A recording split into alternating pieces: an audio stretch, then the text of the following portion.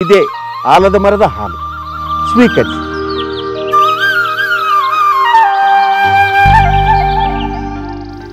ಒಳ್ಳೆಯದು.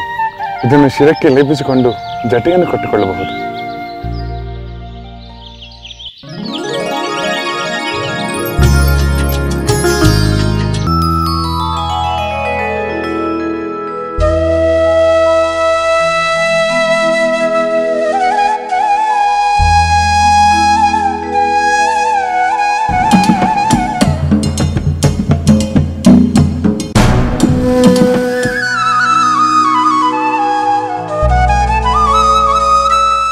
ರಾಮಚಂದ್ರ, ಶೃಂಗಬೇರಪುರದ ಬೇಡರ ರಾಜ ಗುಹ ತನ್ನ ಪರಿವಾರದೊಡನೆ ತಮ್ಮ ದರ್ಶನಕ್ಕಾಗಿ ಆಗಮಿಸುತ್ತಿದ್ದಾರೆ. ಆ ಬೇಡರ ರಾಜನಿಂದ ನಮಗೇನು ತೊಂದರೆ ಇಲ್ಲವಷ್ಟೇ? ಸಂದೇಹ ಬೇಡ ಲಕ್ಷ್ಮಣ.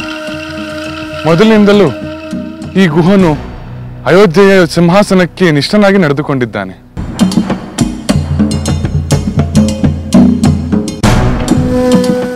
ಪ್ರಭು ಶ್ರೀರಾಮಚಂದ್ರ, ರಘುಕುಲ ತಿಲಕ, ನಿನಗೆ ನನ್ನ ನಮನಗಳು. ಲಕ್ಷ್ಮಣ ಕುಮಾರ, ಸೀತಾಮಾತೆ, ನಿಮಗೂ ನನ್ನ ನಮಸ್ಕಾರಗಳು.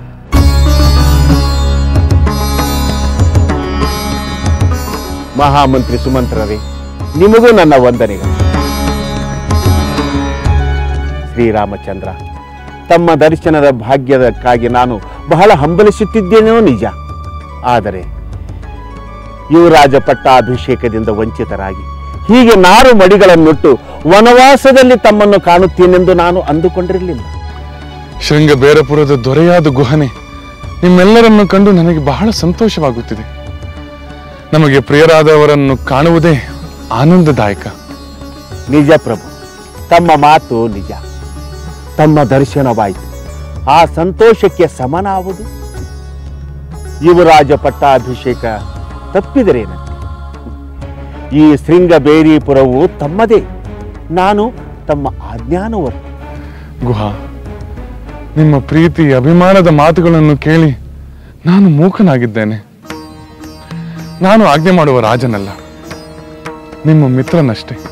ಪ್ರಭು, ನನ್ನ ಪುಣ್ಯ ಕಾರಣದಿಂದ ತಾವಿಲ್ಲಿಗೆ ಆಗಮಿಸಿದ್ದೀರಿ. ಈ ರಾಜ್ಯ ನಿಮ್ಮದು, ನಾವು ನಿಮ್ಮ ಸೇವಕರು. ನೀವು ಪ್ರಭುವಾಗಿ ನಮ್ಮನ್ನು ಪರಿಪಾಲಿಸಬೇಕು. ಬನ್ನಿ, ಅರಮನೆಗೆ ಆಗಮಿಸಿ. ಮೃಷ್ಟಾನ್ನ ಭೋಜನ ಮಾಡಿ ಹಂಸ ತೋಲಿಕಾ ತಲ್ಪದಲ್ಲಿ ವಿಶ್ರಮಿಸಿ. ಗುಹಾ, ನೀನು ನಿನ್ನ ಪರಿವಾರ ಸಹಿತ ಕಾಲ್ನಡೆಯಲ್ಲಿ ನಮ್ಮನ್ನು ಕಾಣಲು ಬಂದಾಗಲೇ ನಮಗೆ ಸನ್ಮಾನ ಮಾಡಿದಂತಾಯಿತು. ನಿಮಗೆ ನನ್ನ ಮೇಲಿರುವ ಪ್ರೀತಿ ವ್ಯಕ್ತವಾದಂತಾಯಿತು. ನಿನ್ನ ಈ ಸದ್ಭಾವನೆಯೇ ನಮ್ಮನ್ನು ಸತ್ಕರಿಸಿದಂತಾಯಿತು. ಶ್ರೀರಾಮಚಂದ್ರ, ನಾನು ಧನ್ಯನಾದೆ. ತಮ್ಮ ಔದಾರ್ಯದಿಂದ ನಾನು ಕೃತಾರ್ಥನಾದೆ. ಮಿತ್ರ, ನಿನ್ನ ಭೇಟಿಯಿಂದ ನಾನು ಸಂತುಷ್ಟನಾಗಿದ್ದೇನೆ. ನಿನ್ನ ಪ್ರಜೆಗಳೆಲ್ಲರೂ ಸೌಖ್ಯದಿಂದಿರುವರು ತಾನೆ? ಶ್ರೀರಾಮಚಂದ್ರ, ತಮ್ಮ ಕೃಪೆಯಿಂದ ಎಲ್ಲವೂ ಸೌಖ್ಯವಾಗಿದೆ. ಭಂಡಾರ ತುಂಬಿದೆ, ನಾಡು ಸಮೃದ್ಧವಾಗಿದೆ. ಭಕ್ಷ್ಯ ಭೋಜಾದಿಗಳಿಂದ ತಮ್ಮನ್ನು ಸತ್ಕರಿಸುವ ಭಾಗ್ಯವನ್ನು ಕರುಣಿಸಬೇಕು ಪ್ರಭು. ಮಿತ್ರ, ನಿನ್ನ ಈ ಪ್ರೀತಿಯ ಮಾತುಗಳೇ ನನಗೆ ಮೃಷ್ಟಾನ್ನ ಭೋಜನವಾಯಿತು. ವನವಾಸಿಯಾದ ನಾನು ನಿನ್ನ ಈ ಆತಿಥ್ಯವನ್ನು ಸ್ವೀಕರಿಸಲಾರೆ. ಕ್ಷಮಿಸು. ತಾಪಸನಂತೆ ಕಂದ ಮೂಲಗಳೇ ನನಗೆ ಆಹಾರ. ನಮ್ಮ ಅಶ್ವಗಳಿಗೆ ಮೇವು ಕೊಡಬೇಕೆಂದು ಮಾತ್ರ ನಿನ್ನಲ್ಲಿ ಕೇಳಿಕೊಳ್ಳುತ್ತೇನೆ. ನಮ್ಮ ತಂದೆಯವರಿಗೆ ಪ್ರೀತಿ ಪಾತ್ರವಾದ ಈ ಅಶ್ವಗಳು ಮೇವು ತಿಂದು ಸಂತೋಷಗೊಂಡರೆ ನಾನು ಸಂತೋಷಗೊಂಡಂತೆ. ಆಗಲಿ ಪ್ರಭು. ತಮ್ಮ ರಥದ ಕುದುರೆಗಳಿಗೆ ಸಮೃದ್ಧವಾಗಿ ನೀರು ಮೇವಿನ ವ್ಯವಸ್ಥೆ ಮಾಡುತ್ತೇನೆ.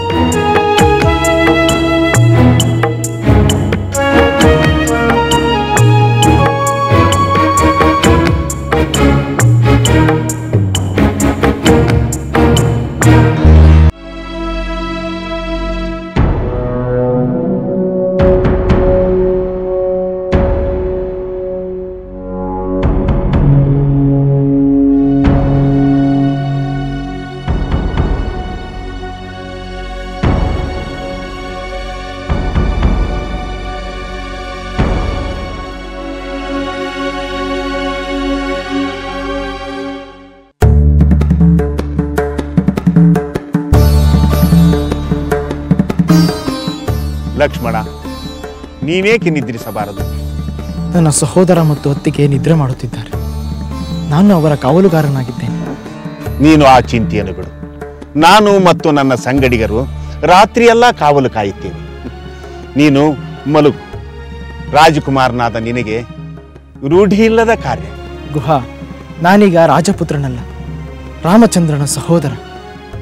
ಲಕ್ಷ್ಮಣ, ರಾಮಚಂದ್ರನ ಮೇಲಿರುವ ನಿನ್ನ ಭಕ್ತಿಯನ್ನು ಕಂಡು ನಾನು ಬೆರಗಾಗಿದ್ದೇನೆ. ನಿನ್ನ ರಾಮನ ಸೇವೆಯ ಆಸಕ್ತಿಯನ್ನು ಕಂಡು ನನಗೆ ಸಂತೋಷವಾಗಿದೆ. ರಾಮಚಂದ್ರನ ಬಗ್ಗೆ, ಅವನ ಗುಣ ವಿಶೇಷಗಳ ಬಗ್ಗೆ, ಧರ್ಮ ಪ್ರೀತಿಯ ಬಗ್ಗೆ, ಪ್ರಜಾ ವಾತ್ಸಲ್ಯದ ಬಗ್ಗೆ ನಾನು ಬಹಳಷ್ಟು ಕೇಳಿ ತಿಳಿದುಕೊಂಡಿದ್ದೇನೆ. ಈ ಪುಣ್ಯ ಪುರುಷನ ದರ್ಶನದಿಂದ ಸ್ವರ್ಗವನ್ನೇ ಜಯಿಸಿದಷ್ಟು ಆನಂದಭರಿತನಾಗಿದ್ದೇನೆ. ದೇವ, ದಾನವ, ಮಾನವರಲ್ಲಿ ಯಾರನ್ನು ಬೇಕಾದರೂ ಪರಾಜಯಗೊಳಿಸಬಲ್ಲ ಪರಾಕ್ರಮಿಯಾದ ನನ್ನ ಸಹೋದರ ಎಲೆಗಳ ಮೇಲೆ ಮಲಗಿರುವುದನ್ನು ನೋಡು ಗುಹಾ.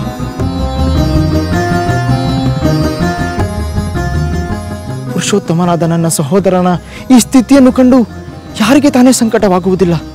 ಪರಿಶುದ್ಧಾತ್ಮನಾದ ನನ್ನ ಸಹೋದರ ನೆಲದ ಮೇಲೆ ಮಲಗಿರುವಾಗ ನಾನು ಹೇಗೆ ನಿರಾಳವಾಗಿ ನಿದ್ರಿಸಲಿ? ರಾಮಚಂದ್ರನ ವನವಾಸದ ವಿಷಯ ತಿಳಿದು ನನಗೆ ಎಷ್ಟೊಂದು ವೇದನೆ ಆಯಿತೆಂದರೆ ಅವನ ಸಹೋದರನಾದ ನಿನ್ನ ವೇದನೆ ಎಷ್ಟು ಎಂದು ನಾನು ಊಹೆ ಮಾಡಬಲ್ಲೆ. ಶುಭವಾಗುತ್ತದೆ, ಚಿಂತಿಸಬೇಡ.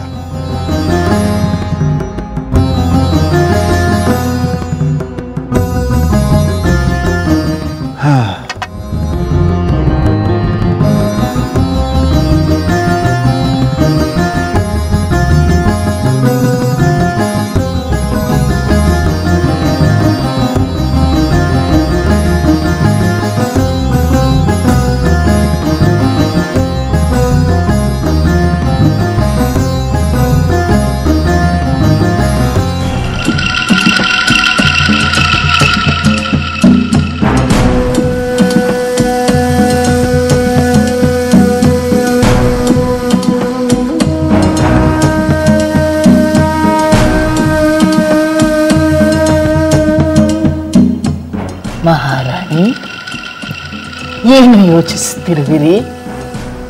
ಮಂಥರೆ, ನಿನ್ನನ್ನೊಂದು ಮಾತು ಕೇಳಬೇಕು. ಒಂದಲ್ಲ 100 ಮಾತು ಕೇಳಿ.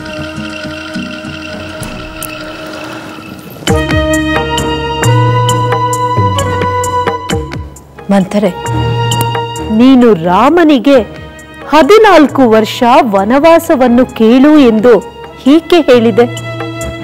ಅದಕ್ಕಿಂತ ಕಡಿಮೆ ಅವಧಿಯನ್ನು ಕೇಳಬಹುದಿತ್ತಲ್ಲವೇ? ಮಹಾರಾಣಿ, 14 ವರ್ಷಗಳ ಕಾಲ ಎಂದರೆ ಕಡಿಮೆ ಅವಧಿಯಲ್ಲ.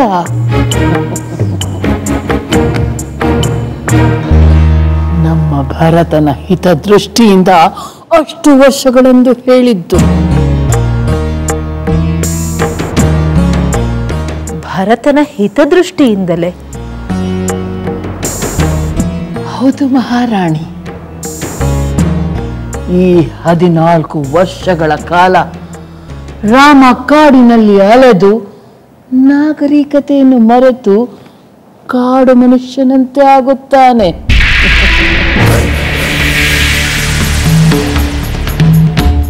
ಗೆಡ್ಡೆ ಗೆಣಸುಗಳನ್ನು ತಿಂದು ದೇಹದ ಸತ್ವವನ್ನೆಲ್ಲ ಕಳೆದುಕೊಂಡು ಅಕಾಲ ವೃದ್ಧನಾಗಿ ನಿತ್ರಾಣನಾಗುತ್ತಾನೆ.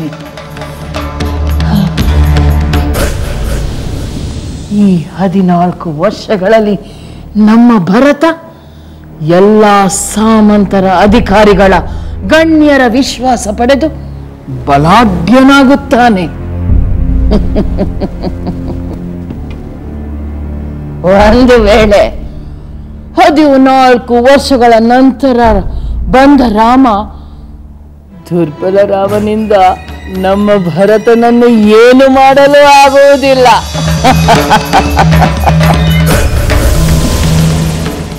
ನಮ್ಮ ಭರತನ ಅಧಿಕಾರ ಸುಭದ್ರವಾಗಿ ಶಾಶ್ವತವಾಗಿ ಇರುತ್ತದೆ ಮಹಾರಾಣಿ. ಭಲೆ ಮಂಥರೆ, ಭಲೆ. ನಿನ್ನ ಉಪಾಯಕ್ಕೆ ಸಾಟಿಯೇ ಇಲ್ಲ. ಅದಿರಲಿ, ರಾಜಮಾತೆಯಾಗಿ ಮೆರೆಯಬೇಕಾದ ನೀವು ಹೀಗೆ ಮಂಕಾಗಿ ಕೂರಬಾರದು. ಆದರೆ ಆ ನನ್ನ ಆಸೆ ಈಡೇರುವುದೋ ಇಲ್ಲವೋ ಎಂಬ ಸಂದೇಹವಾಗುತ್ತಿದೆ ಮಂಥರೆ. ಏಕೆ ಮಹಾರಾಣಿ, ಏಕೆ ಈ ನಿರಾಸೆ?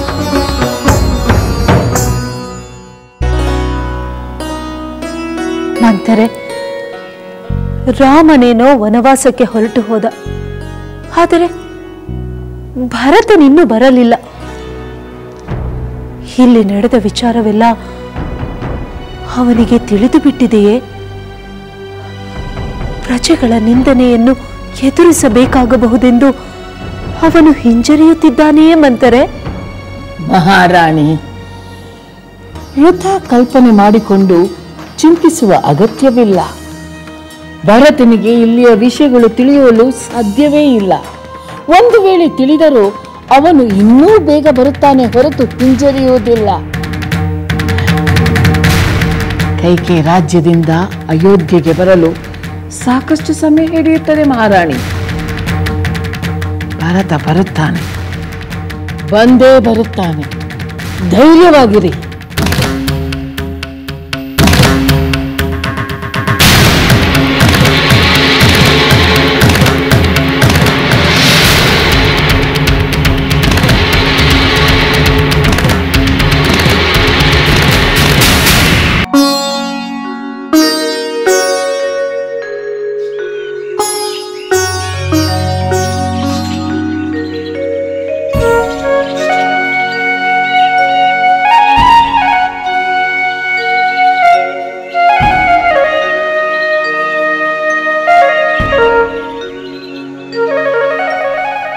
ಲಕ್ಷ್ಮಣ, ನೋಡು, ಸೂರ್ಯೋದಯದ ನೋಟ ಎಷ್ಟು ಸುಂದರವಾಗಿದೆ ನೋಡು.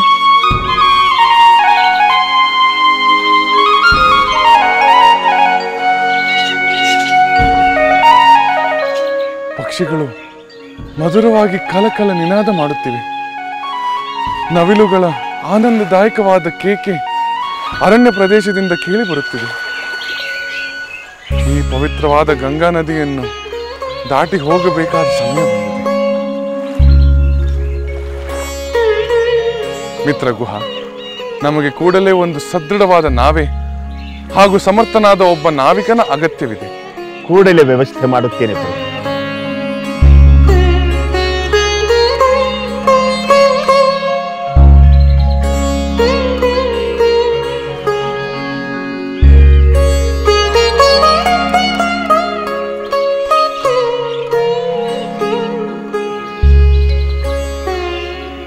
ಮಹಾಮಂತ್ರಿ ಸುಮಂತ್ರರೇ, ತಾವು ಅಯೋಧ್ಯೆಗೆ ಹಿಂದಿರುಗಿ ದುಃಖಿತರಾದ ನನ್ನ ತಂದೆಯವರ ಯೋಗಕ್ಷೇಮದ ಕಡೆ ಗಮನ ಹರಿಸಿ. ತಂದೆಯವರ ಆಕಾಂಕ್ಷೆಯಂತೆ ನಾವು ಇಲ್ಲಿಯವರೆಗೂ ರಥದಲ್ಲಿ ಬಂದುದಾಯಿತು. ಇನ್ನು ಮುಂದೆ ನಾವು ಕಾಲ್ನಡೆಯಲ್ಲಿ ಅರಣ್ಯ ಪ್ರವೇಶ ಮಾಡಬೇಕು. ತಾವು ರಥದೊಂದಿಗೆ ಅಯೋಧ್ಯದ ಕಡೆಗೆ ಪ್ರಯಾಣ ಬೆಳೆಸಿ. ರಾಮಚಂದ್ರ, ದಯಮಾಡಿ ನನ್ನನ್ನು ನಿನ್ನ ಜೊತೆ ಕರೆದುಕೊಂಡು ಹೋಗಿ. ಬರಿದಾದ ಆ ರಥದಲ್ಲಿ ದುಃಖ ತಪ್ತ ಅಯೋಧ್ಯೆಗೆ ಹೇಗೆ ಹೋಗಲಿ? ಪ್ರಜೆಗಳು ನಿಮ್ಮನ್ನು ಎಲ್ಲಿ ಬಿಟ್ಟು ಬಂದೆ ಎಂದು ಕೇಳಿದರೆ ನಾನು ಏನೆಂದು ಹೇಳಲಿ? ಆ ನಿರಾಸೆಯ ಮುಖಗಳನ್ನು ನಾನು ನೋಡಲಾರೆ. ನಾನು ಹೋಗುವುದಿಲ್ಲ. ಅಮಾತ್ಯರೇ, ತಾವು ಜ್ಞಾನಿಗಳು, ನನಗಿಂತ ಹಿರಿಯರು, ಸಂದರ್ಭದ ಸೂಕ್ಷ್ಮಗಳನ್ನು ಅರಿಯಬಲ್ಲ ವಿವೇಕಿಗಳು. ತಾವು ಹೀಗೆ ಭಾವುಕತೆಗೆ ವಶವಾಗಿ ಕರ್ತವ್ಯವನ್ನು ಕಡೆಗಣಿಸಬಾರದು. ರಾಮಚಂದ್ರ, ನಾನು ಮಂತ್ರಿಯಾಗಿದ್ದರೆ ತಾನೇ ಕರ್ತವ್ಯದ ಬಂಧನ. ಆ ಮಂತ್ರಿ ಪದವಿಯನ್ನು ನಾನು ತ್ಯಜಿಸುತ್ತೇನೆ.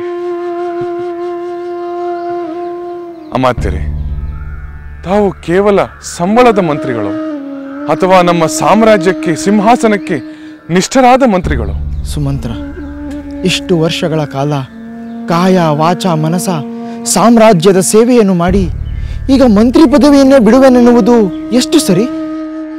ರಾಮಚಂದ್ರ, ನಿಮ್ಮ ತಂದೆಯವರು ತಾಯಿ ಕೌಸಲ್ಯಾದೇವಿ, ಸುಮಿತ್ರಾದೇವಿಯವರಿಗೆ ನಿಮ್ಮನ್ನು ಅರಣ್ಯದಲ್ಲಿ ಬಿಟ್ಟು ಬಂದ ಅಪ್ರಿಯವಾದ ವಿಷಯವನ್ನು ಹೇಳುವುದು ನನ್ನ ಮನಸ್ಸಿಗೆ ತುಂಬ ಕಷ್ಟವಾಗುತ್ತದೆ. ಅದೇ ಕರ್ತವ್ಯದ ದೃಷ್ಟಿಯಿಂದ ತಾವು ಅಯೋಧ್ಯೆಗೆ ಹಿಂದಿರುಗಬೇಕು. ನೀವು 14 ವರ್ಷಗಳ ಕಾಲ ನಮ್ಮೊಂದಿಗೆ ಅರಣ್ಯವಾಸ ಮಾಡುವುದು ಸಾಧ್ಯವೇ ಮಹಾಮಂತ್ರಿಗಳೇ? ನಿಮಗೆ ಸಾಧ್ಯವಾದರೆ ನನಗೇಕೆ ಸಾಧ್ಯವಾಗುವುದಿಲ್ಲ ರಾಮಚಂದ್ರ? ನಿಮ್ಮೊಡನೆ ಅರಣ್ಯದಲ್ಲಿರುವುದೇ ನನಗೆ ಪರಮ ಸುಖ.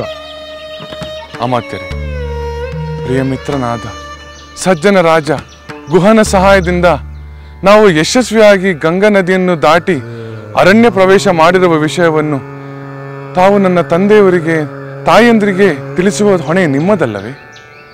ಅವರಿಗೆ ಅಷ್ಟಾದರೂ ಸಮಾಧಾನ ಸಿಗಬೇಕಲ್ಲವೇ? ಆ ಹೊಣೆಯನ್ನು ಬೇರೆ ಯಾರಾದರೂ ವಹಿಸಿಕೊಳ್ಳಬಹುದು ರಾಮಚಂದ್ರ, ನಾನೇ ಆಗಬೇಕೆಂದಿಲ್ಲ. ಇಲ್ಲ ಸುಮಂತ್ರರೇ, ಇದು ಯಾರೋ ವಹಿಸಿಕೊಳ್ಳಬಲ್ಲ ಹೊಣೆಯಲ್ಲ, ನಿಮ್ಮಂತ ನಂಬಿಕೆಯವರೇ ಆಗಿರಬೇಕು.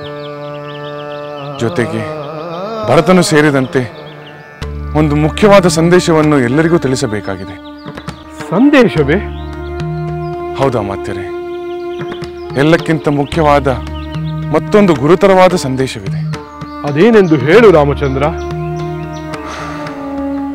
ಅಮಾತ್ಯರೇ, ನನ್ನ ಕಿರಿಯ ಮಾತೆ ಕೈಕೇಯಿ ದೇವಿಯವರಿಗೆ ನಾನು ವನವಾಸಕ್ಕೆ ಅರಣ್ಯ ಪ್ರವೇಶ ಮಾಡಿದೆನೆಂದು ಅವರಿಗೆ ನಂಬಿಕೆ ಹೇಗೆ ಬರುವುದು? ಯಾರು ಹೇಳಿದ ಮಾತನ್ನು ಅವರು ನಂಬುತ್ತಾರೆಯೇ?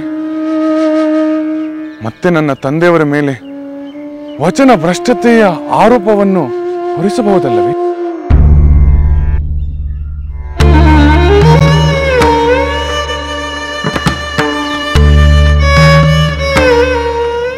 ಮಹಾಮಂತ್ರಿಗಳೇ, ತಾವು ದಯವಿಟ್ಟು ಅಯೋಧ್ಯೆಗೆ ಹಿಂದಿರುಗಿ ನಮ್ಮ ವಾರ್ತೆಯನ್ನು ಎಲ್ಲರಿಗೂ ತಿಳಿಸಿ ಇದೊಂದು ಉಪಕಾರ ನಮಗಾಗಿ ಮಾಡಿಕೊಡಿ.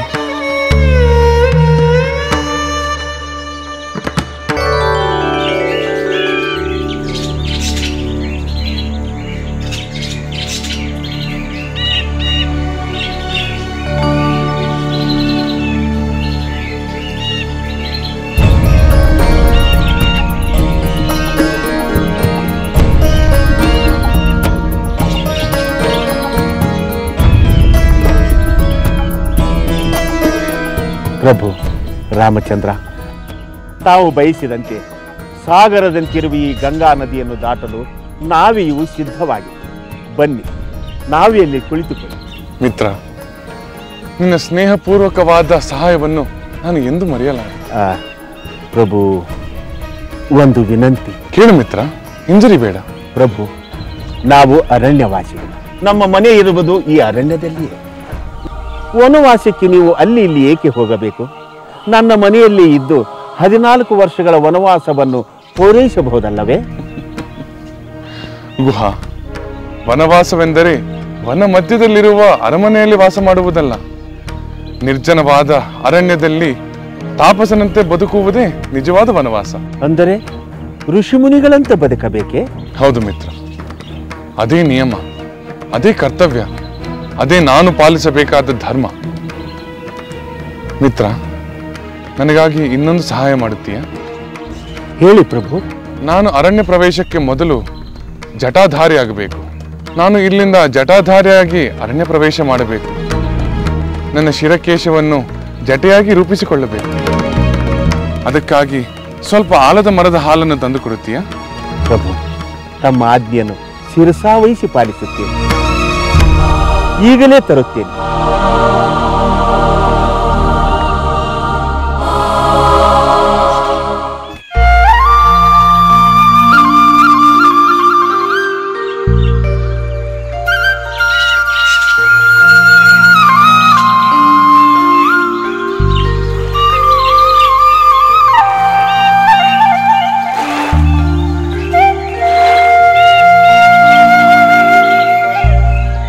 ಶ್ರೀರಾಮಚಂದ್ರ, ಇದೇ ಆಲದ ಮರದ ಹಾಲು, ಸ್ವೀಕರಿಸಿ.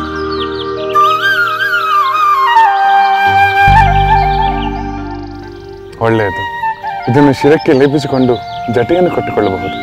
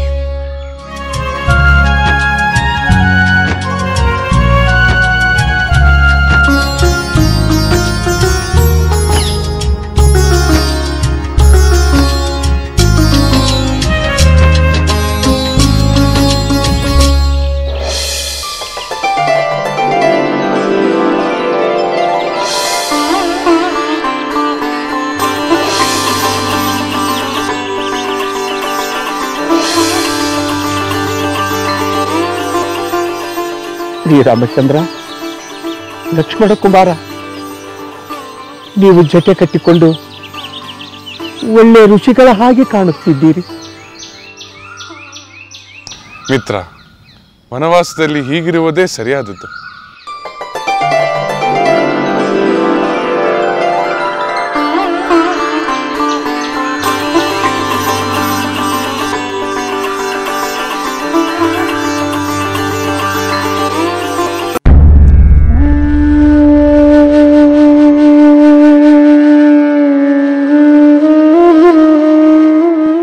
ಮಹಾಪ್ರಭುಗಳಿಗೆ ಪ್ರಣಾಮಗಳು. ಸುಮಂತ್ರ ಬಂದೆಯ? ರಾಮನನ್ನು ಅರಣ್ಯಕ್ಕೆ ಬಿಟ್ಟು ಬಂದೆಯ? ರಾಮ ಹೇಗಿದ್ದಾನೆ? ಸೀತೆ ಹೇಗಿದ್ದಾನೆ? ಲಕ್ಷ್ಮಣ ಹೇಗಿದ್ದಾನೆ? ನನ್ನ ರಾಮ ಏನು ಹೇಳಿದ? ನೊಂದುಕೊಂಡನೆ, ಸಂಕಟಪಟ್ಟನೆ. ಅವನ ಮನಸ್ಥಿತಿ ಹೇಗಿತ್ತು? ಹೇಳು, ಎಲ್ಲ ವಿಷಯಗಳನ್ನು ವಿವರವಾಗಿ ಹೇಳು. ಶಾಂತರಾಗಿ ಪ್ರಭು. ನೀವು ಕೇಳುತ್ತಿರುವ ಪ್ರಶ್ನೆಗಳ ಸರಮಾಲೆಯನ್ನು ಕೇಳುತ್ತಿದ್ದರೆ ರಾಮಚಂದ್ರನ ಬಗ್ಗೆ ನಿಮ್ಮ ಭಾವೋನ್ಮಾದ ನನಗೆ ಅರ್ಥವಾಗುತ್ತದೆ. ಎಲ್ಲವನ್ನೂ ಹೇಳುತ್ತೇನೆ, ಸಾವಧಾನದಿಂದ ಕೇಳಿ ಪ್ರಭು. ಸಮಂತ್ರ, ರಾಮನ ವಿಷಯವನ್ನು ಕೇಳಲು ನನ್ನ ಜೀವ ತವಕಪಡುತ್ತಿದೆ. ಹೇಳು ಸುಮಂತ್ರ, ಎಲ್ಲವನ್ನೂ ಹೇಳು.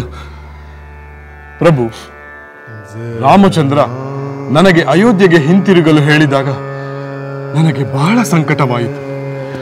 ಅವರನ್ನು ಅರಣ್ಯದಲ್ಲೇ ಬಿಟ್ಟು ಬರಿಗೈಯಲ್ಲಿ ಹಿಂತಿರುಗಲು ಮನಸ್ಸಾಗದೆ ನಾನು ಅವರೊಂದಿಗೆ ಇರುವೆನೆಂದು ಪರಿಪರಿಯಾಗಿ ಕೇಳಿಕೊಂಡೆ. ಆದರೆ ತಮ್ಮ ಯೋಗಕ್ಷೇಮವನ್ನು ನೆಪ ಮಾಡಿ ನಾನು ಅಯೋಧ್ಯೆಗೆ ಹಿಂತಿರುಗುವಂತೆ ರಾಮಚಂದ್ರ ಮಾಡಿದ. ರಾಮ ಇನ್ನೇನು ಹೇಳಿದ? ಹೇಳುತ್ತೇನೆ ಪ್ರಭು. ಅಮಾತ್ಯರೇ, ನನ್ನ ತಂದೆಯವರಿಗೆ ತಮ್ಮಂಥ ಸಹೃದಯ ಬಂಧು ಮಿತ್ರ ಇನ್ನೊಬ್ಬರಿಲ್ಲ. ತಾವು ದಯವಿಟ್ಟು ಅಯೋಧ್ಯೆಗೆ ಹಿಂದಿರುಗಿ ನನ್ನ ತಂದೆಯವರಿಗೆ ನಮ್ಮ ಕ್ಷೇಮದ ವಿಚಾರವನ್ನು ತಿಳಿಸಿ ಅವರು ಶೋಕಿಸದಂತೆ ನೋಡಿಕೊಳ್ಳಿ. ಸೂಕ್ತವಾದ ಮಾತುಗಳಿಂದ ಅವರನ್ನು ಸಮಾಧಾನಪಡಿಸಿ. ಪುತ್ರ ಶೋಕದಿಂದ ತತ್ತರಿಸಿರುವ ನನ್ನ ತಂದೆಯವರಿಗೆ ತಮ್ಮಂತ ಆತ್ಮೀಯರ ಆಸರೆ ಬಹಳ ಅಗತ್ಯವಿದೆ. ಹೀಗೆ ಹೇಳಿ ರಾಮಚಂದ್ರ ನಾನು ಅಯೋಧ್ಯೆಗೆ ಹಿಂತಿರುಗುವಂತೆ ಮಾಡಿದ. ಅಷ್ಟು ಮಾತ್ರವಲ್ಲ, ರಾಮಚಂದ್ರ ಮಹಾರಾಣಿ ಕೈಕೇಯಿಯವರ ಬಗ್ಗೆಯೂ ಒಳ್ಳೆಯ ಮಾತುಗಳನ್ನೇ ಆಡಿದ. ಆ ದುಷ್ಟೆಯ ಬಗ್ಗೆ ನನ್ನ ರಾಮ ಏನು ಹೇಳಿದ? ಮಹಾತ್ಮರಾದ ನನ್ನ ತಂದೆಯವರಿಗೆ ಕಿರಿಯ ಮಾತೆ ಕೈಕೇಯಿ ದೇವಿಯವರಿಗೆ ಪ್ರಿಯವಾದ ಯಾವ ಕಾರ್ಯವನ್ನು ಮಾಡಲು ಹೇಳಿದರೂ ಅದನ್ನು ನಿಶ್ಶಂಕೆಯಿಂದ ಮಾಡಬೇಕು. ನನ್ನ ತಂದೆಯವರಿಗೆ ಯಾವ ನೋವು ಉಂಟಾಗಬಾರದು. ಅವರ ಸಂತೋಷವೇ ನಮ್ಮೆಲ್ಲರ ಕರ್ತವ್ಯ. ದುಃಖವನ್ನೇ ಕಂಡರಿಯದ ನನ್ನ ತಂದೆಯವರಿಗೆ ನನ್ನ ಪರವಾಗಿ ಅಭಿನಂದನೆಗಳನ್ನು ಸಲ್ಲಿಸಿ ಈ ವಿಷಯನ್ನು ಅವರಿಗೆ ತಿಳಿಸಿ. ನನ್ನ ಪ್ರಿಯ ಪುತ್ರ ರಾಮಚಂದ್ರ ಅಂತಹ ಕಷ್ಟಕರವಾದ ವನವಾಸದಲ್ಲಿದ್ದರೂ ನಮ್ಮ ಕ್ಷೇಮ ಸಂತೋಷಕ್ಕಾಗಿ ಚಿಂತಿಸುತ್ತಿರುವೆಯಲ್ಲ. ನಿನ್ನಂತಹ ಪುತ್ರನಿಗೆ ಎಂತಹ ಅನ್ಯಾಯ ಮಾಡಿಬಿಟ್ಟೆ, ಅನ್ಯಾಯ ಮಾಡಿಬಿಟ್ಟೆ. ಇಷ್ಟೇ ಅಲ್ಲ ಪ್ರಭು, ತಾವು ದುಃಖಿಸಬಾರದೆಂದು ರಾಮಚಂದ್ರ ಪರಿಪರಿಯಾಗಿ ಹೇಳಿದ್ದಾನೆ. ತಂದೆ, ನಾನು, ಲಕ್ಷ್ಮಣ, ಸೀತೆ ಅಯೋಧ್ಯೆಯಿಂದ ದೂರ ಹೋದೆವೆಂದು ತಾವು ಸಂಕಟ ಪಡಬಾರದು. ನಾವು ಸಂಕಟ ಪಡುತ್ತಿಲ್ಲ. 14 ವರ್ಷಗಳು ಕಳೆದ ಕೂಡಲೇ ನಮ್ಮನ್ನು ನೀವು ಮತ್ತೆ ನೋಡುತ್ತೀರಿ. ಈ ವಿಷಯವನ್ನು ತಾವು ತಂದೆಯವರಿಗೆ ತಿಳಿಸಿ ಸುಮಂತ್ರರೇ. ನನ್ನ ಮಾತೆ, ಲಕ್ಷ್ಮಣನ ಮಾತೆ, ಕೈಕೇಯ ಮಾತೆಯವರನ್ನು ಕೂಡ ಒಳ್ಳೆಯ ಮಾತುಗಳಿಂದ ಸಾಂತ್ವನಗೊಳಿಸಿ ಎಲ್ಲರಿಗೂ ನಮ್ಮ ವಂದನೆಗಳನ್ನು ತಿಳಿಸಿ. ನನ್ನ ಪ್ರಿಯ ಸೋದರ ಭರತನಿಗೆ ಸಂತೋಷದಿಂದ ಪಟ್ಟ ಕಟ್ಟಿ ನಮ್ಮ ವಿಯೋಗದ ದುಃಖವನ್ನು ಮರೆಯುವಂತೆ ನನ್ನ ತಂದೆಯವರಿಗೆ ನಮ್ಮ ಭಿನ್ನಹವನ್ನು ಮನವರಿಕೆ ಮಾಡಿಕೊಡಿ. ಭರತ ಅಯೋಧ್ಯೆಗೆ ಬಂದ ನಂತರ ಅವನಿಗೆ ಏನು ಹೇಳಬೇಕೆಂಬುದನ್ನು ಕೂಡ ರಾಮಚಂದ್ರ ತಿಳಿಸಿದ್ದಾನೆ. ಅದನ್ನು ಅವನಿಗೆ ಹೇಳಿಬಿಡಿ ಸುಮಂತ್ರ, ಅವನಿಗೆ ಹೇಳಿಬಿಡಿ. ರಾಮನ ಮಾತುಗಳನ್ನು ಕೇಳುತ್ತಾ ಕೇಳುತ್ತಾ ನನ್ನ ಹೃದಯ ಭಾರವಾಗಿದೆ.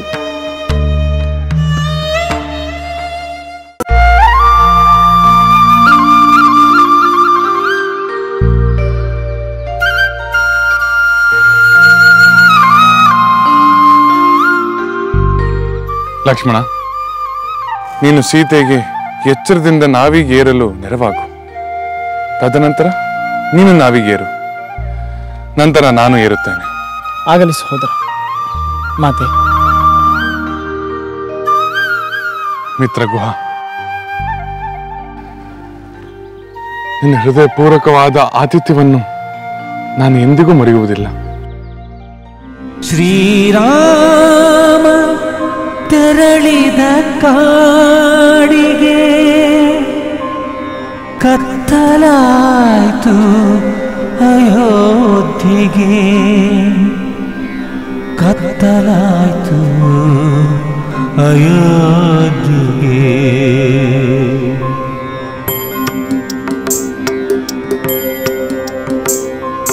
ನಿನ್ನೆ ಸಂಭ್ರಮ ಅಳೀತು, ಲೋಕ ಶೋಕದಿ ಮುಳುಗಿತು. ನಿನ್ನೆ ಸಂಭ್ರಮ ಅಳೀತು, ಲೋಕ ಶೋಕದಿ ಮುಳುಗಿತು. ನಾವಿಕ ನಡೆ. ರಾಮನ ಕಂಡು ಜನಮನ ಮರುಗಿತು, ನಾರು ಮಡಿಯಲಿ ರಾಮನ ಕಂಡು ಜನಮನ ಮರುಗಿತು, ಜನಮನ ಮರುಗಿತು. ಶ್ರೀರಾಮ ತೆರಳಿದ ಕಾಡಿಗೆ ಕತ್ತಲಾಯ್ತು ಅಯೋಧ್ಯೆಗೆ, ಕತ್ತಲಾಯ್ತು ಅಯೋಧ್ಯೆಗೆ.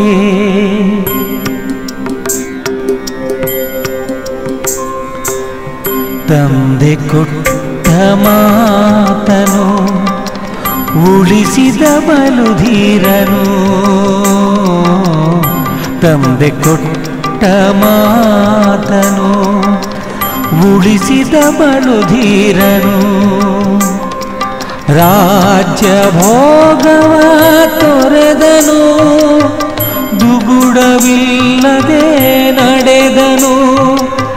ರಾಜ್ಯ ಭೋಗವ ತೊರೆದನು, ದುಗುಡವಿಲ್ಲದೆ ನಡೆದನು, ದುಗುಡವಿಲ್ಲದೆ ನಡೆದನು.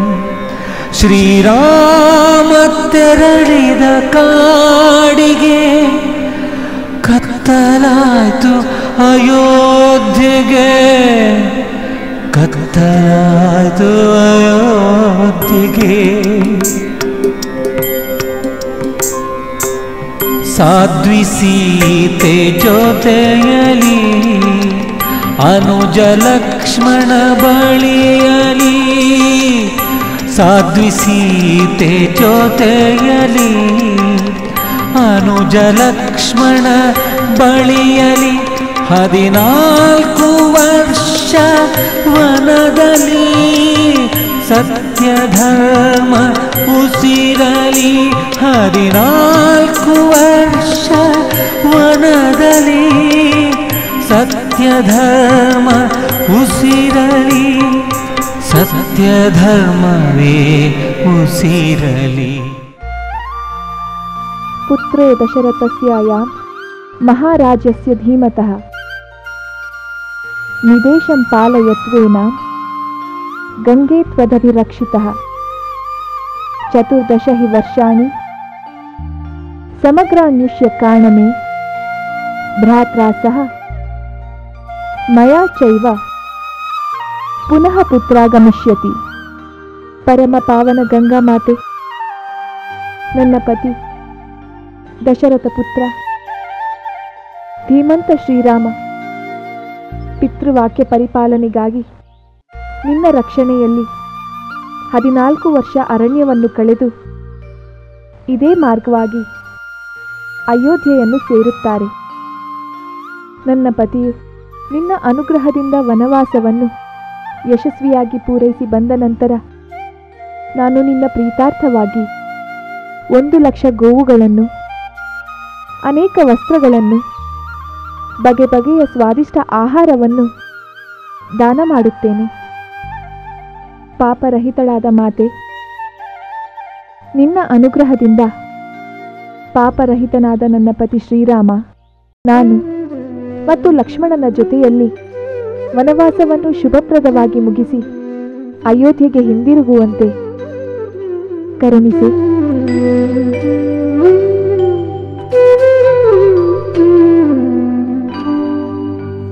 ಶ್ರೀರಾಮ ತೆರಳಿದ ಕಾಡಿಗೆ ಕತ್ತಲಾಯ್ತು ಅಯೋಧ್ಯೆಗೆ, ಕತ್ತಲಾಯ್ತು ಅಯೋಧ್ಯೆಗೆ.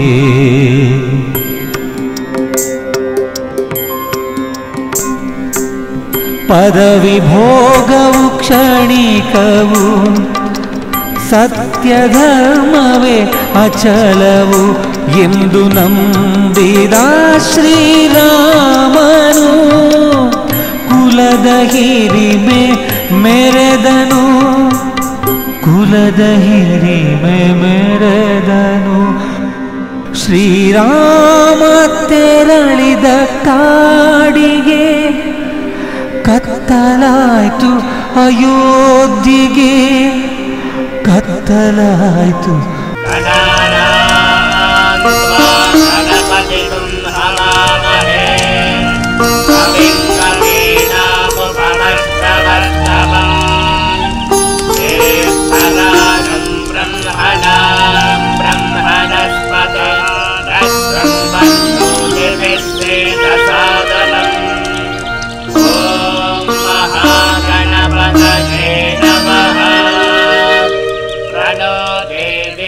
ಭಾರದ್ವಾಜ ಮಹರ್ಷಿಗಳಿಗೆ ನಮ್ಮ ಪ್ರಣಾಮಗಳು.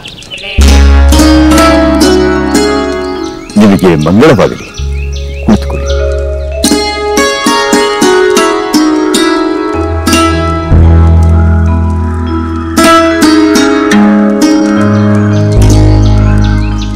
ಪೂಜ್ಯರೇ, ನಾನು ರಾಮ, ಇವನು ನನ್ನ ಸೋದರ ಲಕ್ಷ್ಮಣ.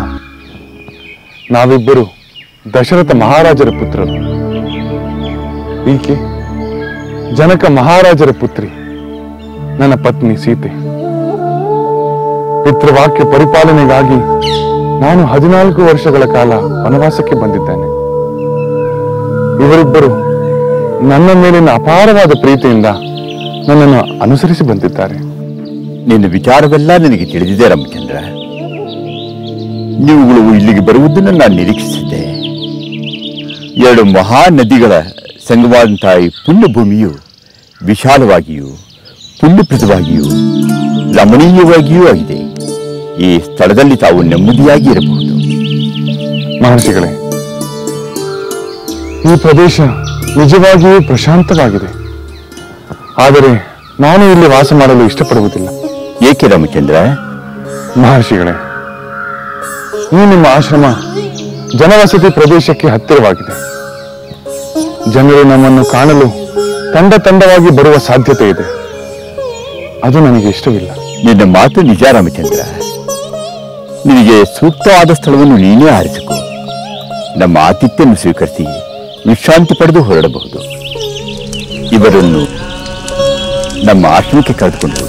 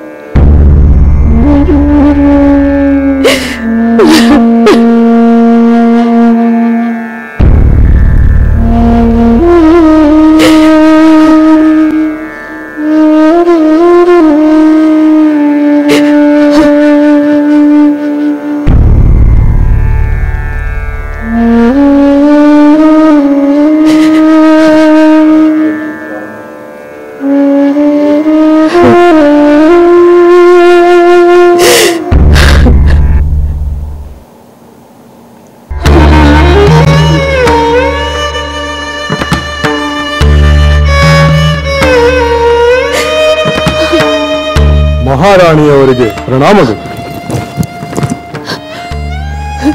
ಸುಮಂತ್ರ, ನನ್ನ ರಾಮನನ್ನು ಅರಣ್ಯದಲ್ಲಿ ಬಿಟ್ಟು ಬಂದೆಯ? ಹೌದು ಮಹಾರಾಣಿ, ಅವರನ್ನು ದಂಡಕಾರಣ್ಯದ ಪ್ರವೇಶದ ಬಳಿ ಬಿಟ್ಟು ಬಂದೆ. ಅಯ್ಯೋ, ನನ್ನ ರಾಮ ಕಾಡು ಪಾಲಾದನೆ.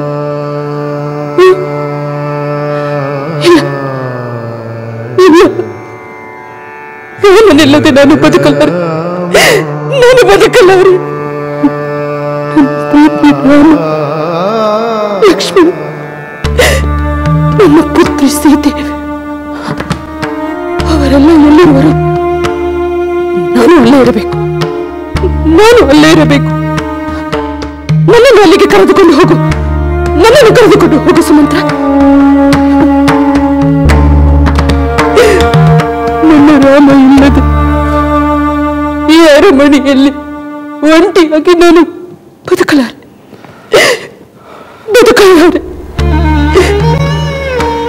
ನಾನು ಯಮನ ಪಾಲಾದರೂ ಸರಿ,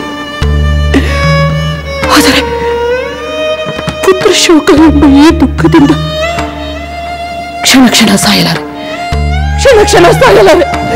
ಸುಮಂತ್ರ, ರಥವನ್ನು ಹಿಂದಿರುಗಿಸಿ ನಡಿ, ಹೊರಡೋಣ. ಏನು ಮಹಾರಾಣಿ, ವೀರ ಮಾತೆಯಾದ ತಾವು ಪುತ್ರನ ಮೋಹದಲ್ಲಿ ಹೀಗೆ ಕಳವಳಿಸಬಾರದು. ರಾಮಚಂದ್ರ ಅರಣ್ಯದಲ್ಲಿ ಸುಖವಾಗಿ ವಾಸಿಸುತ್ತಾನೆ. ಆ ಅರಣ್ಯವೇನು ಅಯೋಧ್ಯೆಯ ಅರಮನೆಯೇ? ನನ್ನ ರಾಮ ಅಲ್ಲಿ ಸುಖವಾಗಿರಲು? ಧರ್ಮಾತ್ಮನಾದ ರಾಮ ಅರಣ್ಯದಲ್ಲೂ ಅಯೋಧ್ಯೆಯಲ್ಲಿರುವಂತೆಯೇ ಇರುತ್ತಾನೆ. ಜಿತೇಂದ್ರಿಯನಾದ ಲಕ್ಷ್ಮಣ ರಾಮನ ಸೇವೆ ಮಾಡುತ್ತಾ ತನ್ನ ಜೀವನವನ್ನು ಸಾರ್ಥಕಗೊಳಿಸುತ್ತಿದ್ದಾನೆ. ಹೌದು, ಆದರೆ ನನ್ನ ಪುತ್ರಿ ಸೀತೆ ಸುಖವಾದ ಸೀತೆ ಆ ಅರಣ್ಯದಲ್ಲಿ ಸುಖವಾಗಿರುವಳೆ? ಸೀತೆ ಸಾಮಾನ್ಯ ಸ್ತ್ರೀ ಅಲ್ಲ ಮಹಾರಾಣಿ, ಮಹಾಪತಿವ್ರತೆ. ಪ್ರೀತಿಯ ಪತಿಯ ಸಾನ್ನಿಧ್ಯದಲ್ಲಿ ಎಲ್ಲ ಕಷ್ಟವನ್ನು ಸುಖವೆಂದೇ ಭಾವಿಸುತ್ತಾಳೆ. ಪತಿಯ ಪ್ರೀತಿಯಲ್ಲಿ ಅವಳು ಅರಣ್ಯದಲ್ಲಿಯೂ ಅರಮನೆಯಲ್ಲಿರುವಂತೆಯೇ ನೆಮ್ಮದಿಯಿಂದ ಇರುತ್ತಾಳೆ. ಇಲ್ಲ ಸುಮಂತ್ರ, ನೀನು ನನ್ನ ಸಮಾಧಾನಕ್ಕಾಗಿ ಹೀಗೆ ಮಾತನಾಡುತ್ತಿರುವೆ. ಸುಳ್ಳಲ್ಲ ಮಹಾರಾಣಿ, ಸತ್ಯ. ಸೀತಾದೇವಿ ಅರಣ್ಯವಾಸಕ್ಕೆ ಹೊರಟಿರುವಾಗ ಕಿಂಚಿತ್ತೂ ದುಃಖ ಪಡಲಿಲ್ಲ. ವಿಹಾರಕ್ಕೆ ಹೊರಟವರಂತೆ ಉಲ್ಲಾಸದಿಂದಿದ್ದರು. ಅರಣ್ಯ ಪ್ರದೇಶವನ್ನು ಬಾಲಕಿಯಂತೆ ಕುತೂಹಲದಿಂದ ನೋಡುತ್ತಿದ್ದರು. ಇರಬಹುದು, ಆದರೆ ನನ್ನ ಪುತ್ರಿ ಸೀತೆ ಅಲ್ಲಿ ಯಾರ ಬಳಿ ತನ್ನ ನೋವುಗಳನ್ನು ಹೇಳಿಕೊಳ್ಳಲು ಸಾಧ್ಯ? ಕಷ್ಟವೆಂದುಕೊಂಡರೆ ಕಷ್ಟ ಮಹಾರಾಣಿ. ಸೀತಾದೇವಿ ರಾಮನಲ್ಲಿ ಸರ್ವಸ್ವವನ್ನು ಸಮರ್ಪಿಸಿಕೊಂಡಿದ್ದಾಳೆ. ಪತಿಯ ಸುಖ ದುಃಖದಲ್ಲಿ ಸಮಭಾಗಿಯಾಗುವುದು ಕುಲಸ್ತ್ರೀಯ ಪರಧರ್ಮವೆಂಬ ಸತ್ಯವನ್ನು ಅವಳು ಅರಿತಿದ್ದಾಳೆ. ನಿಜ ಹೇಳಬೇಕೆಂದರೆ, ಒಂದು ವೇಳೆ ಇಲ್ಲೇ ಇದ್ದಿದ್ದರೆ ಈ ಅಯೋಧ್ಯೆ ಸೀತೆಯ ಪಾಲಿಗೆ ಅರಣ್ಯವಾಗುತ್ತಿತ್ತು.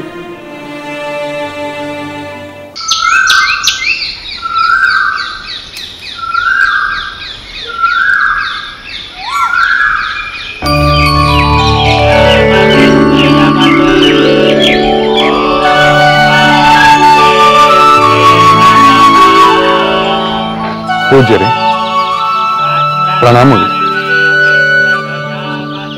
ಪೂಜ್ಯರೇ, ಈ ಅರಣ್ಯ ಪ್ರದೇಶದ ಪರಿಚಯ ನಿಮಗಿದೆ.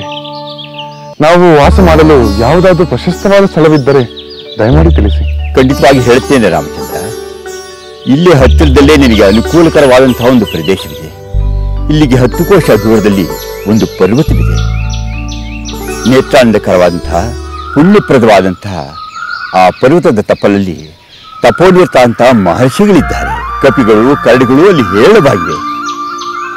ಗಂಧಮಾದನಗಿರಿಗೆ ಸದೃಶವಾದಂತಹ ಪರ್ವತಕ್ಕೆ ಚಿತ್ರಕೂಟವೆಂದು ಹೆಸರು. ಚಿತ್ರಕೂಟ, ಸುಂದರವಾದ ಹೆಸರು. ಆ ಪರ್ವತದ ದರ್ಶನ ಮಾಡುವ ಮಾನವರಿಗೆ ಸದಾ ಶುಭ ಫಲಗಳೇ ಪ್ರಾಪ್ತಿಯಾಗ್ತದೆ. ಮನಸ್ಸು ಪಾಪಕರ್ಮರಹಿತವಾಗಿರುತ್ತದೆ. ಅಂದರೆ ಅದು ಅತ್ಯಂತ ಪ್ರಶಾಂತವಾದ ಪ್ರದೇಶ. ಹೌದು ಲಕ್ಷ್ಮಣ, ಅಲ್ಲಿ 100 ವರ್ಷ ತಪಸ್ಸು ಮಾಡಿದ ಮುನಿಗಳು ಸಶರೀರರಾಗಿಯೇ ಸ್ವರ್ಗಕ್ಕೆ ನಡೆದಿದ್ದಾರೆ. ಮುನೀಂದ್ರ, ಅದು ನಮಗೆ ಸೂಕ್ತವೆನಿಸುತ್ತಿದೆ. ನಿಜ ರಾಮಚಂದ್ರ, ಚಿತ್ರಕೂಟದ ಪರಿಸರ ನಿರ್ಜನವಾಗಿದೆ, ಸುಖಕರವಾಗಿದೆ. ನಿನ್ನ 14 ವರ್ಷಗಳ ವನವಾಸವನ್ನು ಅಲ್ಲಿಯಾದರೂ ಕಳೆಯಬಹುದು. ನನ್ನೊಡನೆ ಈ ಆಶ್ರಮದಲ್ಲಿ ಕರೆದರೂ ಸಂತೋಷವೇ. ಮುನೀಂದ್ರ, ನಾನು ಮೊದಲೇ ಹೇಳಿದಂತೆ ಈ ನಿಮ್ಮ ಆಶ್ರಮ ಜನಸಂಪರ್ಕಕ್ಕೆ ಹತ್ತಿರವಾಗಿದೆ. ನಾವು ರಾತ್ರಿಯನ್ನು ಕಳೆದವು. ಈಗ ಚಿತ್ರಕೂಟಕ್ಕೆ ಹೊರಡಲು ನಿಮ್ಮ ಅನುಮತಿ ಕೊಡಬೇಕು. ಹಾಗೇ ಆಗಲಿ ರಾಮಚಂದ್ರ. ಜೇನು, ಹಣ್ಣು ಹಂಪಲುಗಳಿಂದ, ಕಂದಮೂಲಗಳಿಂದ ಕೂಡಿರತಕ್ಕಂಥ ಚಿತ್ರಕೂಟ ಪರ್ವತಕ್ಕೆ ತಾವು ಪ್ರಯಾಣ ಮಾಡಬಹುದು. ಬಗೆ ಬಗೆಯ ವೃಕ್ಷಗಳಿಂದಲೂ, ಮದಿಸಿದ ಆನೆಗಳಿಂದಲೂ, ನವಿಲುಗಳಿಂದಲೂ ಕೂಡಿರುವ ಕಿನ್ನರರು, ಊರುಗಳು ವಾಸಿಸುವ ಆ ಪ್ರದೇಶ ನಿಮಗೆ ಹಿತಕರವಾಗಿರುತ್ತದೆ. ಮಹರ್ಷಿಗಳಾದ ನಿಮ್ಮ ಆಶೀರ್ವಾದ ನಮ್ಮ ಮೇಲಿದ್ದರೆ ಎಲ್ಲವೂ ಹಿತಕರವಾಗಿಯೂ ಇರುತ್ತದೆ. ನಮಗೀಗ ಅಪ್ಪಣೆ ಕೊಡಿ ಮುನೀಂದ್ರ. ನಿಮಗೆ ಮಂಗಳವಾಗಲಿ.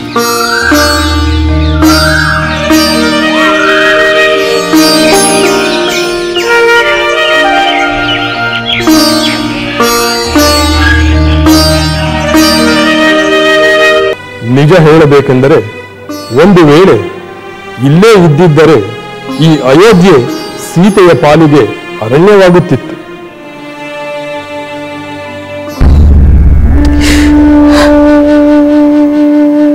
ಇರಬಹುದು, ಆದ್ರೆ ಅರಣ್ಯವು ಅವಳಿಗೆ ಅರಮನೆಯಾಗಲು ಸಾಧ್ಯವೇ? ಪತಿಭಕ್ತಿ ತುಂಬಿದ ಸೀತೆಯ ಮನಸ್ಸಿನಲ್ಲಿ ಆನಂದವಂತೂ ಇತ್ತು ಮಹಾರಾಣಿ. ರಾಮನಿಗೆ ತಕ್ಕ ಸತಿಯಾಗಬೇಕೆಂಬ ಭಾವನೆ ಅವಳಲ್ಲಿ ಮೂಡಿತ್ತು. ಆದ ಕಾರಣ ಯಾವ ಆಭರಣವನ್ನೂ ಆಕೆ ತೊಟ್ಟುಕೊಳ್ಳುತ್ತಿರಲಿಲ್ಲ. ಆದರೆ ತನ್ನ ಕಾಲುಂದುಗೆಗಳು ಸದ್ದು ಮಾಡುತ್ತಾ ರಾಮನೊಡನೆ ಉಲ್ಲಾಸದಿಂದ ಹೆಜ್ಜೆ ಹಾಕುತ್ತಿದ್ದಳು. ವೀರನಾದ ಪತಿಯ ಸಾನ್ನಿಧ್ಯದಲ್ಲಿ ಅವಳು ಯಾವುದಕ್ಕೆ ತಾನೇ ಭಯಪಡಬೇಕು? ಹೇಳಿದನು ಸುಮಂತ್ರ, ನನ್ನ ಪುತ್ರ ಅರಣ್ಯದಲ್ಲಿರುವ ಚಿತ್ರಗಳು ನನ್ನ ಕಣ್ಣು ಮುಂದೆಯೇ ಬರುತ್ತವೆ. ಅವನಿಲ್ಲದಿರುವ ಈ ಅರಮನೆಯನ್ನು ಕಂಡಾಗ ನನ್ನ ದುಃಖ ಹಿನ್ನಡೆಯಾಗುತ್ತದೆ. ಅಯ್ಯ ರಾಮ, ಈ ಸುಖವನ್ನು ಅನುಭವಿಸಲ ನೀನು ನನ್ನ ಹೊಟ್ಟೆಯಲ್ಲಿ ಜನಿಸಿದೆ. ಧರ್ಮದಿಯೇ, ಇದೇನು ನಿನ್ನ ಲೀಲೆ? ಇದೇನು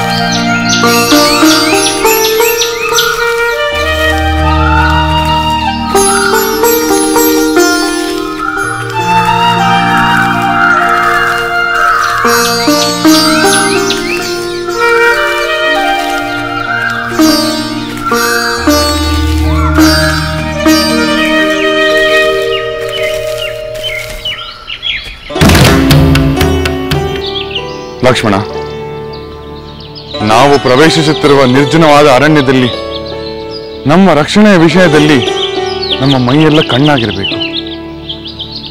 ಸೀತೆಯ ರಕ್ಷಣೆಯಲ್ಲಿ ನಾವು ಬಹಳ ಎಚ್ಚರದಿಂದಿರಬೇಕು. ಆದುದರಿಂದ ನೀನು ಮುಂದೆ ಹೋಗು, ಸೀತೆ ನಿನ್ನ ಹಿಂದೆ ಬರಲಿ.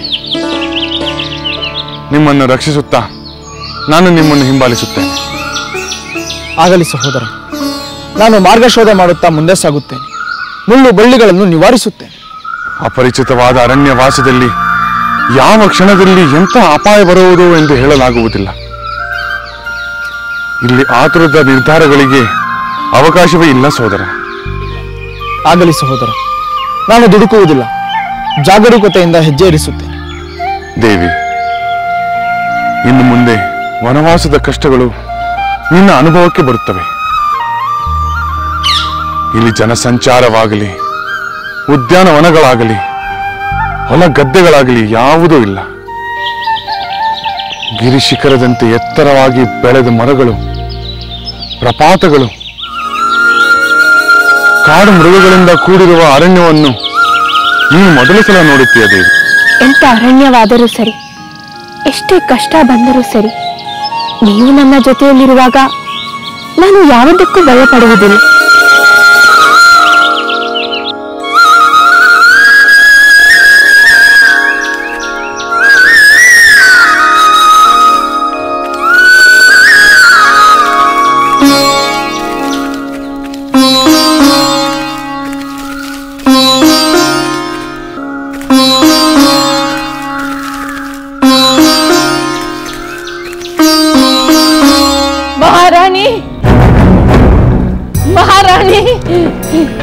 ಮಹಾರಾಣಿ, ನಿಮಗೊಂದು ಶುಭ ಸಂದೇಶ.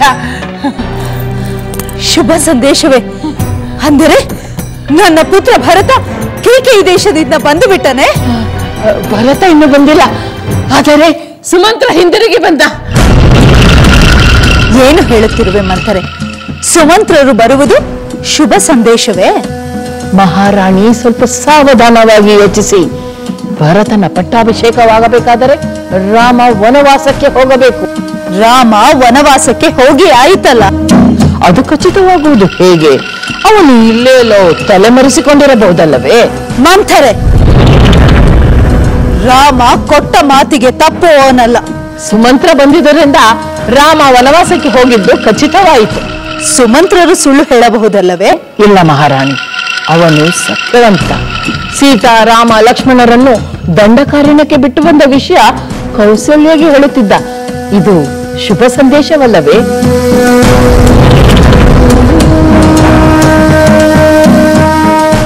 ಅರ್ಧ ಶುಭ ಮಾತ್ರ. ಭರತ ಬಂದ ನಂತರ ಪೂರ್ಣ ಶುಭವಾಗುತ್ತದೆ.